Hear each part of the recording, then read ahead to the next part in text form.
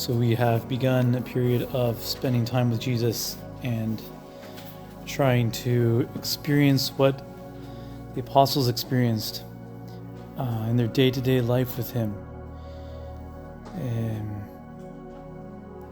And they're getting to know Jesus from personal experience, from touching and feeling and hearing. Experience, real experience. That's what we're trying to go for. St. Ignatius says the goal of these meditations is to know Christ more, so we can love him more, so we can follow him more. So that's what we're going for. And tomorrow morning we are going to meditate on the calming of the storm at sea. One of the most exciting meditations that you can do. It's in Matthew 8:23-27. When he got into the boat, his disciples followed him. It's already something totally different from the call when it was Peter's boat and he was the one in charge of the boat. Jesus is calling the shots now. And they've gotten used to that. They've gotten used already to going to everywhere that Jesus goes and expecting the unexpected, being surprised at every turn. You know, like yesterday, like this afternoon, when we woke up with Jesus and he wasn't there and went to find him and he was out in the field somewhere praying, and he says, let's go somewhere else. Let's go to another town. Okay, let's go. Let's go. And here he's getting into a boat. He's got somewhere to go, and they get into the boat after him. And suddenly a violent storm came up on the sea, so that the boat was engulfed by the waves. But Jesus was sleeping. The disciples went and woke him, saying, Lord, save us. We are perishing. So we can't quite understand why they thought they were perishing. It must have been a bad storm. It must have been pretty scary. So somehow in the experience of the apostles, there is a tremendous amount of fear and their life is in danger. They don't know what to do. Most of them are fishermen and they're experts. So this must be more than just your natural little squall on the lake. I've heard Bible scholars try to explain it away by saying that well, it was normal for the wind to pick up. You know, this isn't just the wind picking up. This is a huge storm. They're terrified. They're tough men who are used to spend their whole lives on the water, and they think they're going to die. Okay, this is a big deal. So, you know, I apologize if I'm contradicting something that's factually proven by the science of biblical studies, but anyway, that's my take on it at least. You of little faith, Jesus replied, why did you wake me up? No, just kidding. You can imagine Jesus being, you know, he just woke up, but why doesn't say why did you wake me up? Is why are you so afraid? And then he got up and rebuked the winds and the sea, and it was perfectly calm. The men were amazed, and they asked, what kind of man is this? Even the wind and the sea obey him. Okay, so that's just what the text says. Themes, there's some themes in here that you can meditate on. Storms, the theme of storms. Storms in the figurative sense. The spiritual interpretation of this passage is that we get into storms in our life. And we never really want that to happen. You don't start out your life as a religious or as a seminarian, a legionary, thinking, okay, I can't wait until something disastrous happens and I get into a crisis, you know? But the reality is that they do come. So life just throws stuff at you sometimes. And wisdom lies in accepting the stuff that life throws at us. It lies in learning to roll with the punches. sometimes we just don't get our way, things don't go our way, and we can't live life thinking, I'm going to make things go my way. That's self-reliance. Really, when storms come, it's part of God's plan.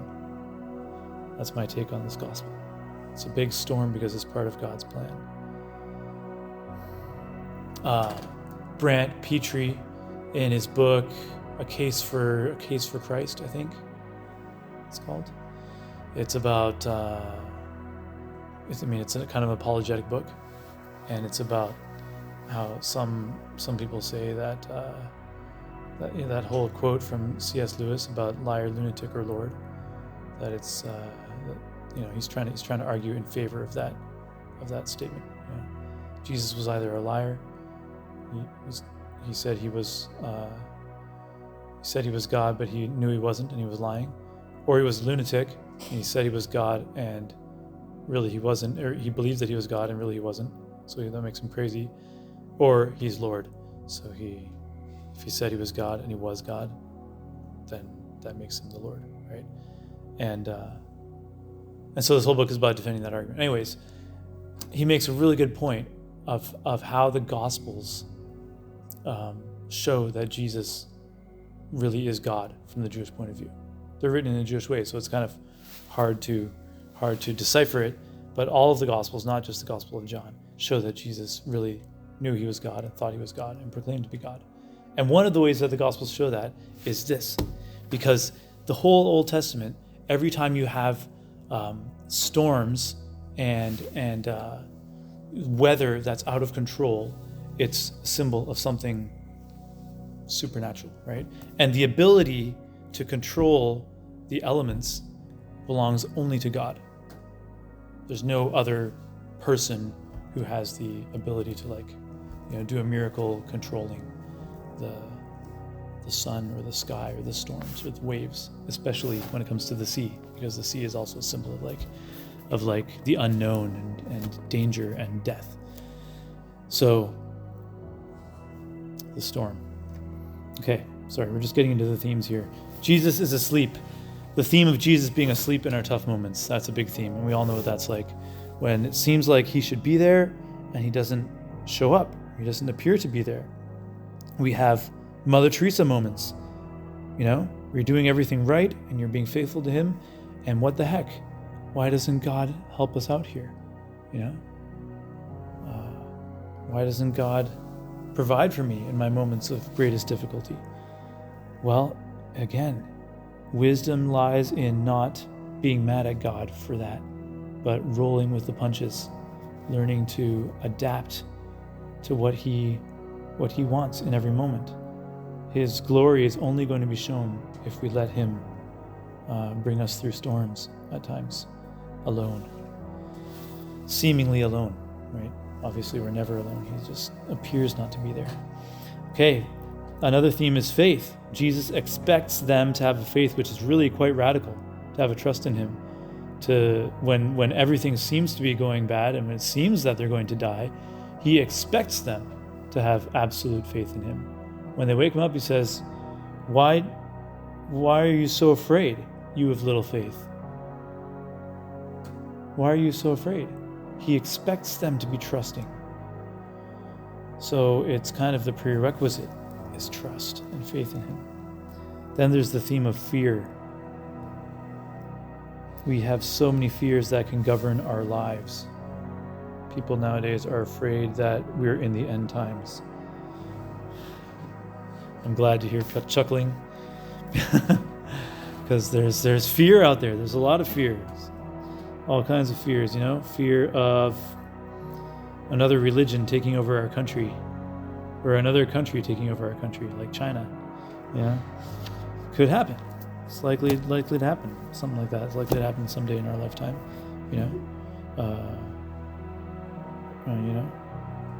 But fear is not in God's program for us. Trust and confidence in him is a part of his program for us. So, in the battle between faith and fear, only faith leads to freedom, to peace. Faith is the path of wisdom, not fear. We can't let fear win in our lives. Trusting confidence, trusting abandonment to Him. So this meditation is about that. You know, at the end of this scene, the disciples had a different attitude towards their fears. Most of their fears. It took a long time to learn. But by the end, by the Acts of the Apostles, you can see it. You can see it. No more fear. They probably looked back at this scene and were like, man, I should have known after that, after the waves and the sea and all that. Okay, so your exercise is to relive this scene, to make it a real contemplation, a real movie. You can start as slow as you want, getting on the boat, the conversations about the weather. Hey, it's nice weather today. Wait, there's a cloud over there. You know, maybe someone's skeptical, whatever. You're on the boat, it's a boring day, Jesus takes a nap and nobody notices, you know? Well, he stayed up all night healing people, so he must be tired, let him take a nap. And maybe they don't even notice the storm picking up. Maybe they're just kind of like having a good time, joking. And then suddenly they realize that there's a wind and it's a cold front, you know, like all of a sudden when it just changes and you're like, whoa, what was that? You know, like tornado weather. We almost had a tornado in Calgary while I was over there. The tents were like being picked up and put in trees and stuff. It was pretty close. So it escalates pretty fast, you know. And imagine the scene on the boat. It escalates pretty fast. You got the fishing experts, Peter and James and John and Andrew, are all giving out orders and telling everybody what to do. And they're all pulling on ropes and they're grabbing onto things and the boat's shaking and there's waves and wind and people are falling over. And then something snaps, like a big rope snaps, and they're all like panicking because they're losing control, right? And then they start to get control again, but then somebody falls and injures himself. They're like, oh my goodness, what next? And they can't believe what's happening. And something at some point must have gone really wrong to make them think, we can't do this. You know, maybe like it was one of those rope breaking things or something. Actually, like the mast actually broke. I don't know what kind of boat it was, but something went really bad, and they're all in a panic. They're like, okay, are we going to end up floating back home, grabbing onto little pieces of wood, the remains of our ship, you know, or will we actually drown in this? This would be a bad way to die. Of all the ways I thought of dying, this was not it. So then somebody's like, where the heck is Jesus? Again. And then they remember he's back at the back of the boat. And they look back and it's like, what? He's still sleeping. That's just got to be the most unbelievable thing, you know? He's still sleeping in the middle of this? How is that possible? You know? He's having sweet dreams. Counting sheep. Right. So just imagine yourself there on the scene, you know? Imagine yourself like getting wet especially. Okay? And panicking and hurting yourself, you know. When you can't keep your balance, it's easy to hurt yourself. You get bruises and everything. And imagine the disciples getting mad at each other and yelling at each other, all of that stuff. And then they're trying to get around this thing about Jesus sleeping, and they're kind of mad at Jesus too, you know? And then so maybe there's a good moment to kind of pause the scene, because you've got to take some moments to let things sink in. Unless you just want to do that at the end, that's okay. But like, take a moment at some point to talk to Jesus about it, you know? Or what was going on in people's minds and people's hearts. Look at the other apostles who have never been on a boat before. They're like seasick. They're like, you know, like Thomas is like, no, I don't want to be here. And then so finally someone like clinging to the side of the boat climbs back and finally gets to Jesus and is like shaking him and wakes him up. The Son of God, the creator of the universe, and God incarnate. Wakes him up. What does he say again? Lord, save us, we're perishing! And Jesus says, you have little faith. And like in the middle of the storm and the wind, maybe it's like even hard to hear, but everybody has kind of tried to stop what they're doing, and they're like, maybe like just clinging to something so they don't fall or to fly off the edge of the boat. And Jesus, you have little faith. Why are you so afraid? And like, it's one of those moments where you just got to stop and watch him, walking up to the front of the boat. It's just going over these waves, and Jesus is wet too, of course, right? He's not like Percy Jackson. You can go swimming and not get wet, right? Jesus is soaked and his hair is like dripping and the wind's blowing everywhere. And he just walks up the front of the boat and you don't even know how he can keep his balance. And he stands up like at the front of the boat and he's like risking flying off into the sea. And he just like stands up there and looks at the sky. And then if you want, you can go all out and have like the clouds forming like a mean face grimacing back at him. It's just like that's what I love about this scene. He talks to the wind and the waves. He talks to these elements of nature. I mean, he's the creator. All creation came to be through him. He knows this guy. They've got a long history. Right?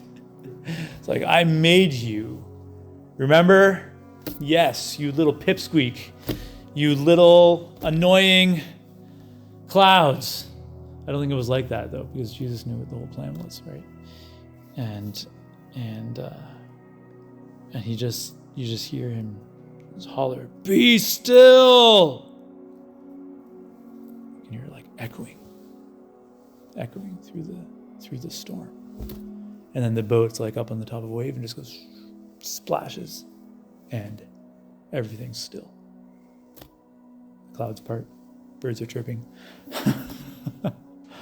And the disciples are just like, it's like right after the storm when everything's still dripping and you hear the water dropping, right? The disciples are just like, who is this? Who are you? And what did you do with Jesus? No, they're like, what? I like this translation. What kind of man is this? Even the winds and the sea obey him.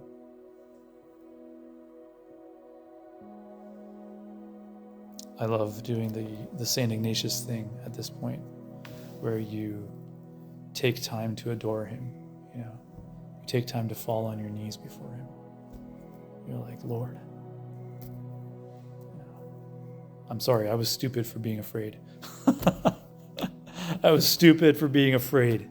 And that's I think part of the deep message here is, that message about our fears and our faith. But let that question echo and let it come from your heart. Who is this? What kind of man is this? Everything hinges on identity. I talked about that a bit in the homily on Sunday. Knowing your identity as a son of God. Everything hinges in my life, on my health and my well-being, on knowing who I really am. But everything in time and history hinges on who this man is. He is the center of history and the center of creation. He is God and man in one. Our destiny, the direction that history is taking, the direction that my life is taking, all hinges on his identity, on who is this man? What kind of man is this?